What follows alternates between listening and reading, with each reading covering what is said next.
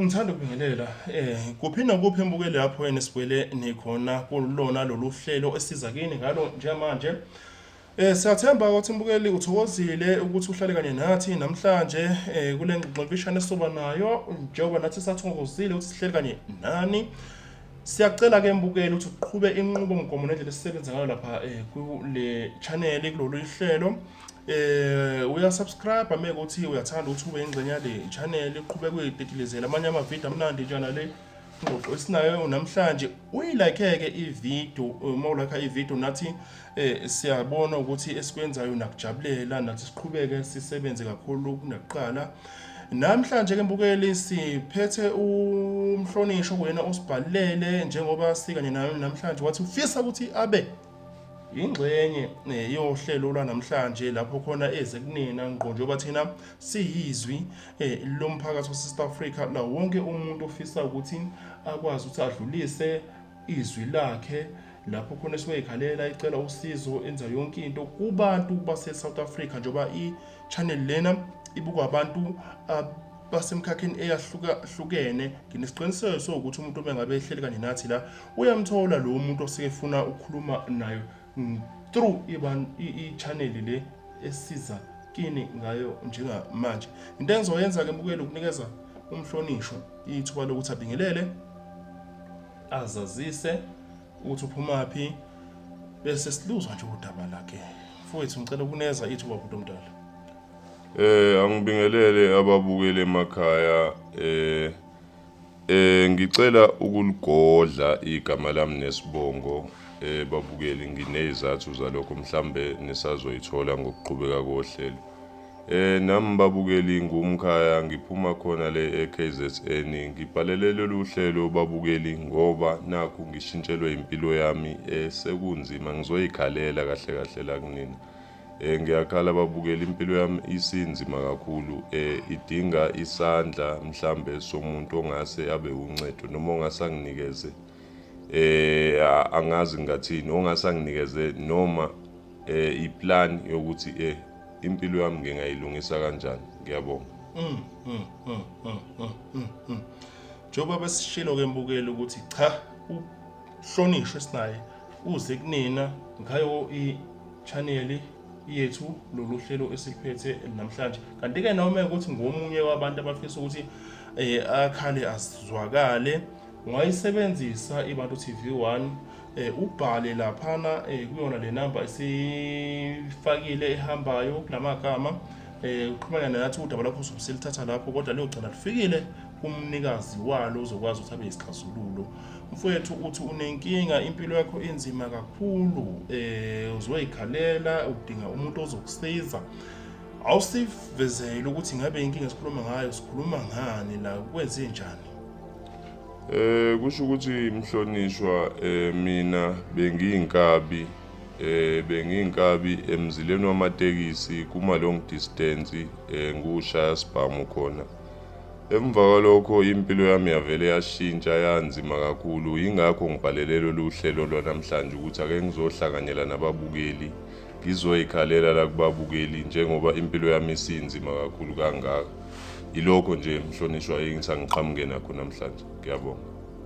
Laze lajula mfowethu udaba lakho ubushaya sibhamu emzileni wamatekisi ma long distance KZN mhlonishwa. Ukhona KZN KZN ziyenzeka indaba eKZN man. Donald Trump kumele athi there are a lot of bad things happening in KZN not South Africa. Okay asikho lapho besika kwelijikayo ake usifahlaze mhlonishwa usithi ifahla lapho khona usilandisa ukuthi wangena kanjani mfowethu kulolu gibe usulona namhlanje usilandisa ukuthi wangena kanjani emkabini noma kubeni ushaya sibhamu. Mhlonishwa kusho ukuthi mina ngizalelwe emakhaya ngiphuma emakhaya khona le KZN ekhaya elingenabazali kahle kahle endaweni esikhulele kuyona isikole bekungeyona into ebalekile njoba emphakathini mangithi ngiyakhumbula hayi asinaye thina ngasekhaya umuntu akade kuthi ubefundela ubuthisha nani ngaleso sikhathi. Isikhathi esifunde kusona bekwande nje ukuthi umuntu uyaphuma afunde mawaqala waqhuma intshebe uyaphuma useyahamba usemadolobheni. Ngikhulele ekhaya nje elifuyile ilelo khaya likanjalo ngiyilusela inkomo. Impilo inzima nje ngalendlela kushuthi isikole asangathandeka ngokuthi akekho umuntu oyi-role model okhona emphakathini esimbuka mhlambe okuthiwa ugqoka amajazi noma wenza ini. Kushuthi ngaleyo ndlela nje nami ngakhula kwafundeka kancane.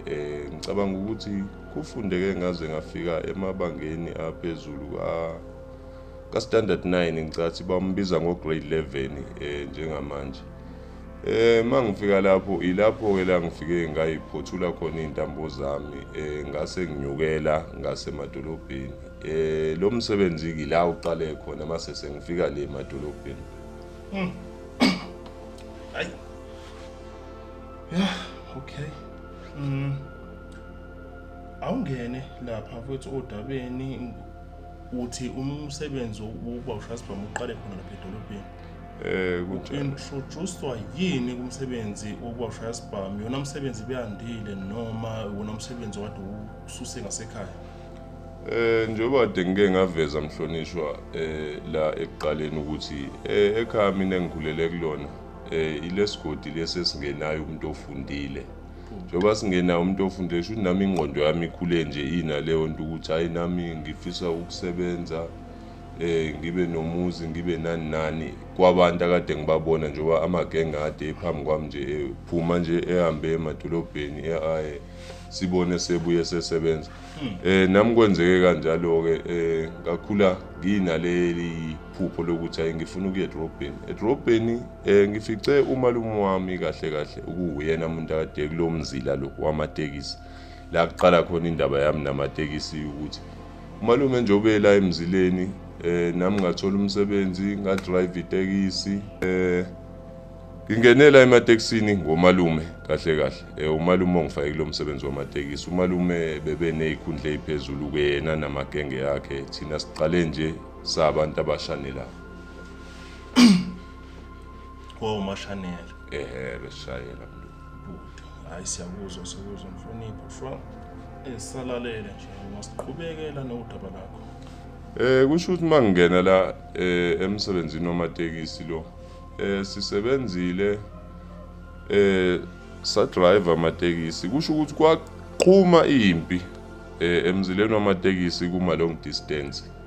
Maqala lempi amatekisi kuma long distance njengoba ngishilo ngathi umalume wami bebegada leyo mzila leyo bebakhulu kahle la ematekisini. Kusho njengoba kuqala impi leyo nomalume wami uyathinteka khona. Maqala impi ke amatekisi ibingozi kakhulu kangangoba nathi usosation wethu kulo mzila kade sigada le ama long distance kugcine sekufanele ukube omalume beqashe amagenge athi zawosha sibhamu kahle bekufuneka amadoda aqinileke lapho. Nami ngigcine ngibhikeka ke lapho namanye amagenge ngoba nami bengithembathembisa ngeke ngisho ukuthi bebebonani kodwa kukhona ngisho ukuthi lokade bekubona. Kube sekuqala kwami kungena kulo msebenzi womgabi mhlonishwa.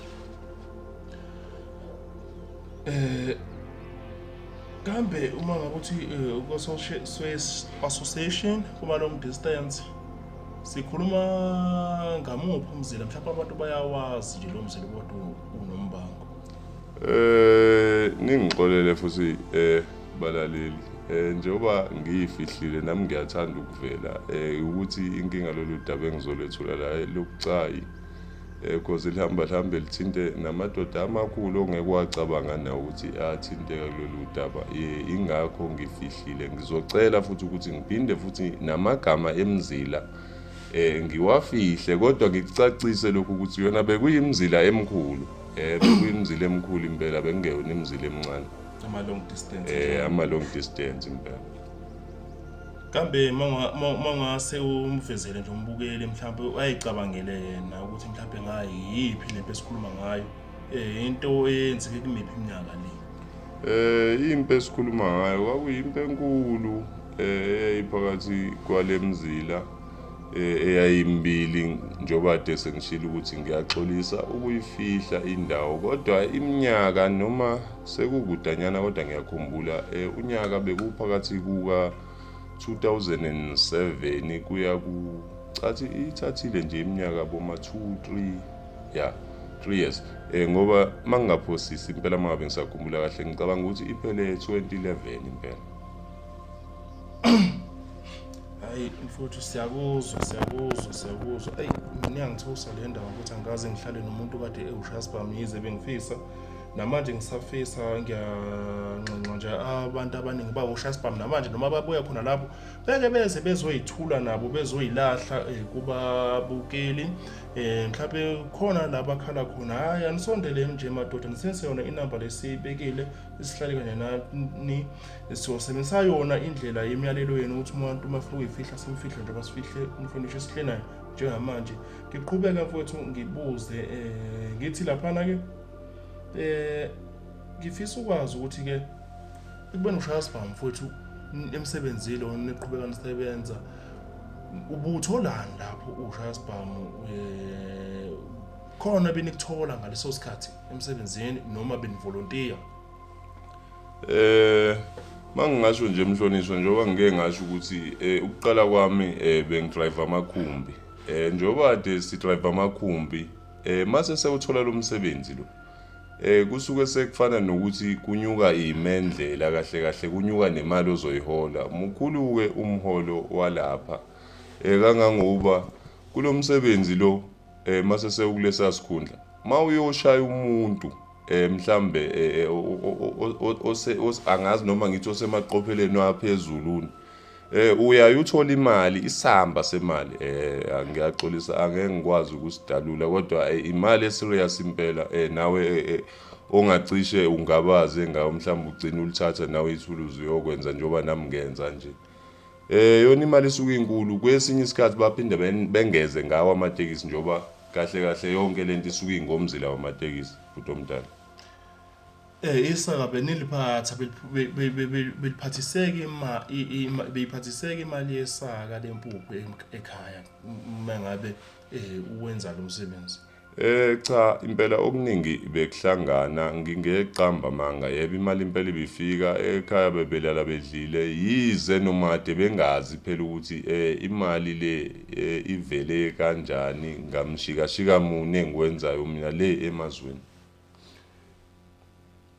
Ake sizwe lapho qhwela kethi njengoba wade ukhona ke lapha endimeni igeja lisensimini ubuna unembeza nokuyikhuza kulento obuyenza ukuthi hey lento engenza ukuganga njengoba sazi ukuthi ukubulala vele akuphasisiwa akukho semthethweni kodwa bekuye kuthini kuwena?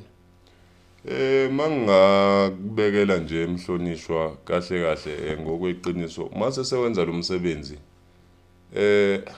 angazi kusuke sekwenzakalani kahle kusuke kungasekho ukukhala into esuke isikhona sekukushovela phambili ngoba ifoni mayike yakhala nje endlini aya upolice maseko ukuphuthume khona bese uyifica lezi ezinye insizwa kunemithi ke emlungu ethize phela esike sithintwe ngayo igazi lomuntu nokubheka umuntu nje makuthiwa uyokwenza wona lo msebenzi kuthatha kubenzima ukuphuza amanzi nje impela ufuna ukulinamthethisa kahle lolu daba lakhona ngoba akuyona into ongavela uyenze nje lo msebenzi unzima umuntu uyasinda kahle ngifuna ukusho hayi cha ngamafushane nje hayi lo msebenzi bese ngu-enjoya cha hayi bengingakhali impela bengikushaya nje emini bebade nje ngaphandle kwenkinga nje futhi kungabi nankinga nje. Wangithusa man. Hayi wangithusa. Kodwa manje siyakubuyela. Okuyisola kungakanani ke manje njengoba ngaphambilini kukade ubona ngazi ukuthi umsebenzi ophilisayo lo. Kungakanani kuyisola manje? Mangingasho nje ake ngiqale la Mhlonishwa lo msebenzi ngiwenzile bengingazi ukuthi ekugcineni zizoyishuka imbodla njengoba sezishuka nje njengamanje ayibalaleli kunzima kakhulu manje. Ya impilo ishintshile yonke lento embi engiyenzile kade ngiyenza nje. Impilo iyayiphinda ibuyile impela kula ekuvela khona isikhala senuku ebalaleli. Njoba sengibuyile nje ngizoyikhalela la kunini ukuthi ngihawukeleni makukhona mhlawumbe owaziyo ukuthi usizo noma uncedo ngingalithola kuphi. Bengicela phakamisa isandla impela ngoba ngizamile indawo eziningi kuningi ngibahambile abantu ngenza nani abathi yenze kodwa kunhlangazimuka nomoya kulukhuni kakhulu Mhlonishwa. Madoda ngiyakukhalisa nami mfowethu kodwa ke la ukhona usendaweni eright kakhulu ngoba abantu ababukele abanye babo basebenzile ngale nkinga onayo bazokusiza nawe into engakutshela wena ileyo. Omunye umbuzo esinawo uthi njengoba kodwa usebenza ke kukhona okuya ngasephaketheni akade bekunikeza kona laphana abelungu bakho kuyona leminyaka mfowethu ulapha ensimini ulima. Ngifisa ukwazi ukuthi ikhona yini mfowethu into ephathekayo oyikhombayo ukuthi wabuya nayo noma unayo le through ukwenza lo msebenzi wokuba ushayisibhamu. Ngizocela ukukusho nje ngingaqamba amanga. Yebo khona imali ibikhona angingaphosisi impela amaphepha besiwaphatha ngalesi yasikhathi kodwa njengamanje mangithi ngiyabheka njengoba impilo isishintshile nje kunzima kanje Mhlonisha ayikho into ephathekayo kahle kahle enginayo ngaphandle nje kwegeja leli engangilima ngalo. Into engabuya nayo nje Mhlonishwa esekhona cha ileli IK nje kuphela impela engangilima ngalo. Cha lona ayilisekhona akukho okunye enginakho okunye okuphathekayo. Impilo nje esishintshile njengamanje kwasibhamu usona leli IK angazi ukuthi ngilenze njani ngoba mangilibheka nje lingibuyisela okuningi ngivele ngizwe nje kuhlazimula umzimba kuhlazimula nenyembezi ngingabe ngisazi ukuthi ngenze njani kodwa nje azikho Nkosi yami mangathi izinto eyiphathekayo noma engingayikhombisa ngayo umuntu cha ilona kuphela IK nje lele nginalo nje elikhona Mhlonishwa. Hawu wahlomula IK nje wawe ne-AK nje akukho okunye kuthiwa kuyakhonjwa mhlawumbe othi wasebenzisa imali awethola khona wakubeka egcekeni noma wakhe egcekeni imali yakhona nje bishonaphi mfowethu?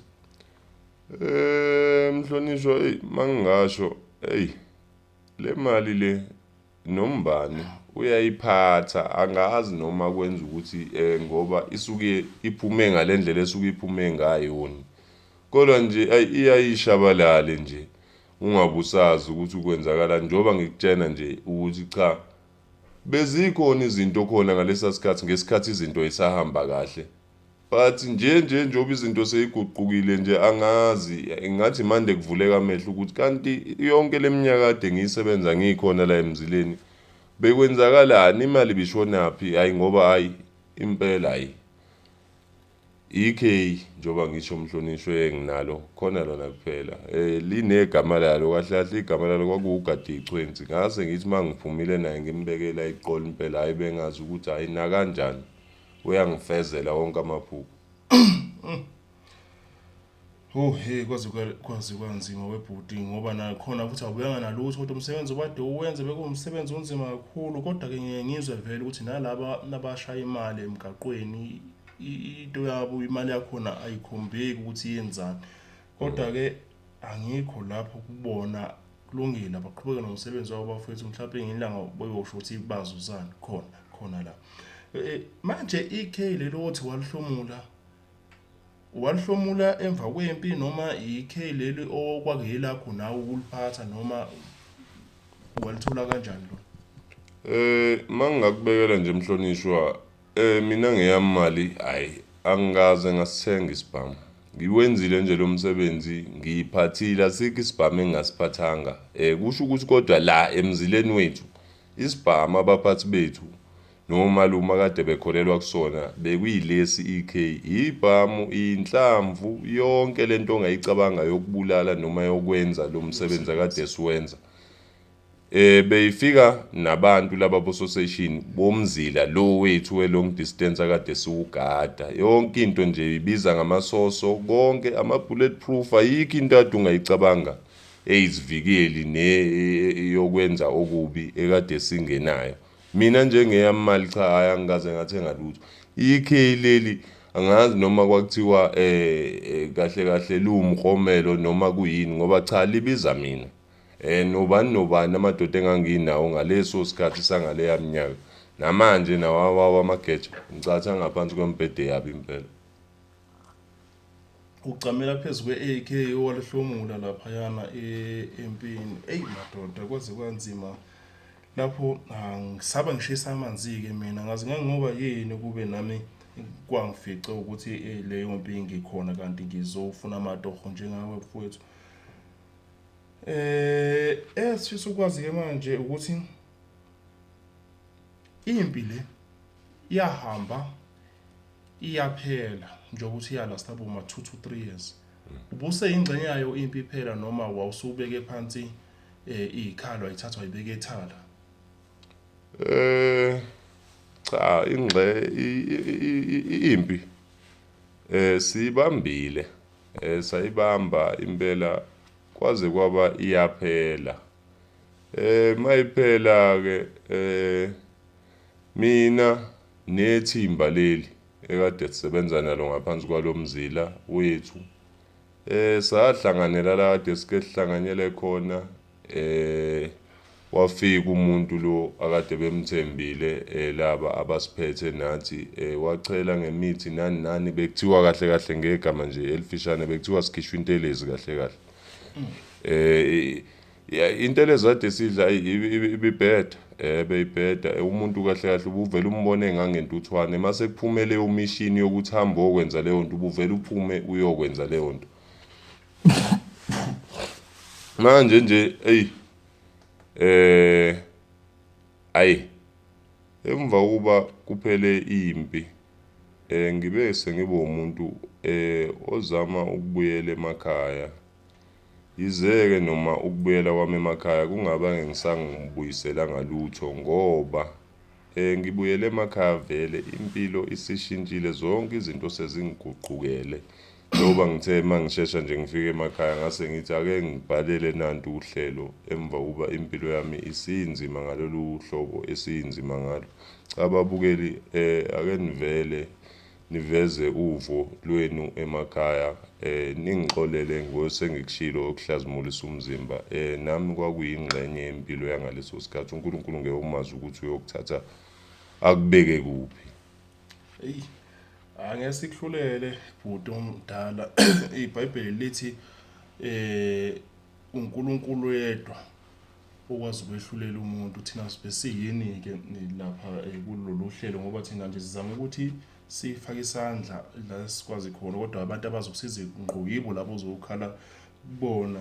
Njengoba-ke usho ukuthi ibhuti omdala ukubuyeni kwakhe ekhaya konke izinto sey'shintshile kunzima, yingakho uze wasibhalela. Wena usibhalela nje kahle kahle kwenze njani? Yini lesikuhlupha manje ngoba besingakaze sithole ukuthi yini le esikuhlupha, kwenzakalani nje ukuthi kukhona inkinga osobhekene nayo?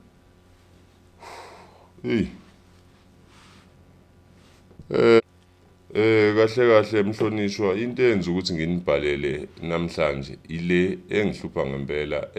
Ebusuku hayi angisalali impela, ubuthongo angisabazi, sengilala emini njengesikhova. Impilo ishintshile inzima ngalendlela kangangoba impela akusaphileki.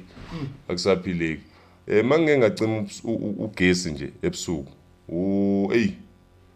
kuvele kube ngazuthi ngiserenki, khala amawuthi, kukhala isibhamu, iyabuya yonke leya nto ekade yenzeka ngaphambilini. Abantu engangibabulala, izimpi, bayakhala kunzima and ngathi bayangishaya mhlonishwa kahle kahle la emzimbeni ngoba ngike ngivuke ngine-crash engingazazi, angisa-understand noma kubuye kufike abantu abangasekho or kwenzeka kanjani. Kahle kahle lento mawungathi uyabheka yenzeka kube ngazuthi iphupho kodwa ngibe ngingaphuphi ngibhekile ngiphila kahle kahle amehlo evulekile kahle kahle kunzima kakhulu umhlonishwa kunzima kakhulu angazi ukuthi ikona kuyikuphi okungase kwenzeke kahle kahle ngoba impela ubuthongo cha angisabuthi qothu akulaleki ngacima nje ugesi ziyangibuyela angazi ngathi ngishawa ngani ngikhanyise noma ngakhanyisa kuyafana ubuthongo buyiqhawe buzongifikela ubuthongo make kwathi nje ihlothanyana ngathi amehlo ngiyawavala nje ziyangibuyela ungezwa kahle kahle sengize ubuthongo ngibthole emini ngilale emini makusemini ke cha kuyalaleka angazi ke mina ukuthi abafiki ndlelani kodwa nje ebusuku cha ubuthongo impela angisabazi impela kuvele kuqala ibhamu la ekhanda lami ngiyahayiza kugcine kuba ngazuthi nje ngiyasangana sengibalekelwa nabantu manje emphakathini ungibona nje kahle kahle sengithe ngicela ukuzobhalela lolu hlelo ke ngizwe ikhalela ke ngithole mhlawumbe isisombululo ukuthi ngingenze njani ngoba enyangeni ngibuya khona bangihambisile enyangeni ngazama odokotela abantu abahlolayo banginikeza ini amachibi kuphi ngingabala indawo zibe ningi kodwa usizo cha bengingakalitholi yikho sengithe ngicela ukubhalela lolu hlelo ke ngixhumane nabalaleli ngizwe ukuthi balaleli mangikhala akekho ni ongangizwela noma ongasalula isandla sakhe ngikwazi ukuthi ngithole usizo impilo yami ishintshe ibuyele esimeni ifane neyawo wonke njengawo wonke umuntu balaleli. Siyakuzwa bhuti omdala sakuzwa mhlonishwa yazi yanzima impilo yakho kangangokuba nje mhlonishwa impela ebusuku awusalali kunzima bhuti omdala ebusuku akusalaleki isidalo sengilala emini ke ukuthi kube ngconywana ke impela ngiyakwazi ukuwavala amehlo but nje kungahlwa nje kube mnyama angaze ngathi ngingathola umsebenzi kahle kahle ngivele umsebenzi nje oqondile angisho lemsebenzi ebhedayo kade siyenza ngaphambilini umsebenzi nje oqondile kawonke ozongifaka nje i-night shift ngibheke kuze ngikwazi ukuthi mangifika ke endlini ke sengiwubo umuntu oyolala emini ngoba nje kona ziyangibuyela impilo ishintshile kunzima ngalendlela impela ncamela ngisho ukufa manje kunokuphila yikona ukuthi angeke ngize ngizibulale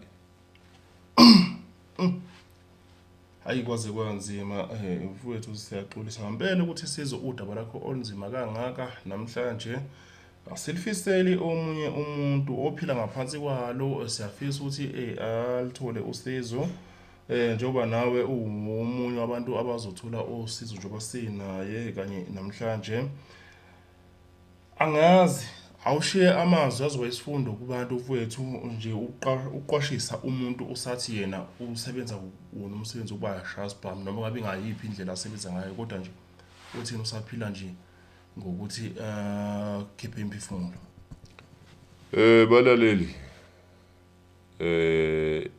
ningilalele ngiyacela ningizwisise kahle ngikhuluma nani bafana enisebancane nani enisakhula nani madoda esenibadala enithanda ukuthi engazuthi nixakwa impilo ubugebengu ake ngibize kanje ngithi ubugebengu ngibhanqa bonke angifuni ukubandlulula ngithi mhlambe lo wami kuphela umsebenzi ngizobuyela kulo wami umsebenzi but ubugebengu abuyiseli kunanoma ubani ingalo yomthetho yinde bese ngibuyela kulo msebenzi wami lo msebenzi lo okuba inkabi bantwana bakithi ningezwe ama-South Africa amahle kuthiwa kunemali la okunemali khona kufuna nazi kunobungozi and nemphumela yakhona ayimihle njoba ungibona nje ngibhalele lolu hlelo hayi ukuthi ngiyadlala uhambo olude kabi bantwana bamkhulu ngisuka la ngisuka khona njoba ngize kumfowethu la ukuba azongixhumanisa nani balaleli ebusuku angisalali, impilo inzima ngalendlela. Ngiqwashisa nanombani olaka khona ukuthi asize akazame enye indlela engase imenzele impilo ibe ngcono. Lo msebenzi womkabi akuwona umsebenzi kahle kahle angazi ukuthi wawudalelwe bani, ngoba mangithi ngiyabheka la emhlabeni kaNkulunkulu akekho umuntu engithi ngimthatha ngimbekela kuloya msebenzi, ngoba imiphumela yakhona angifuni ukukukhohlisa mntamkhulu, inzima. Mhlambe futhi uyobe usuzwe ngaphe kwale engizwayo, njengoba ngikutshela nami ngithi kahle kahle engikuncamelayo, ncamela ngisho abe kuthiwa uNkulunkulu useyangithatha, ngoba kutshela nje ukuthi ukuphumula angisenakho kahle kahle. Ngiyisigqila nje sobuhlungu kahle kahle. Ngiyanicela-ke balaleli, enginishiya nalo nje ileli: hlukanani nokuba abenzi bokubi, okubi akubuyiseli. Sesivala-ke nje iqhola kithi, sizoyivala ngokuthi ushiye inamba lapho khona abantu abangakwazi ukuthi bakuthole kuyona, bakuthinteke kuyona, uyayibiza nje. Bobe sebekuthinta-ke abathi bona bangakwazi ukuthi badile nenkinga yakho, baxoshe isimo obhekene naso. Kade iphila ngomsebenzi uba ushaya sibhamu. Nawe-ke mbukeli owushaya sibhamu ngasekhaya, noma ukade ushaya sibhamu, noma usefisa ukuye kuba ushaya sibhamu, awusondele la eduze kwethu kuye usibikele udaba, usitshele ukuthi wena kahle kahle ufuna kuxegiswe kuphi kuwena, la ubopheke khona mhlawumbe ekutheni akusaphumeki noma usaphuma, kodwa nawe ziyakubuyela njengamanje, akusalaleki. Awusithinte, siza ukuthi akukho la uzofinyelela khona usizakale. Nomunye-ke unenkinga yakhe ehlukile, akeke asithinte siza ukuthi ngabe udaba labo luthini na. Awubikeli thina, ubukela umphakathi wase South Africa. Bezingakho bese kuphathele zona namhlanje.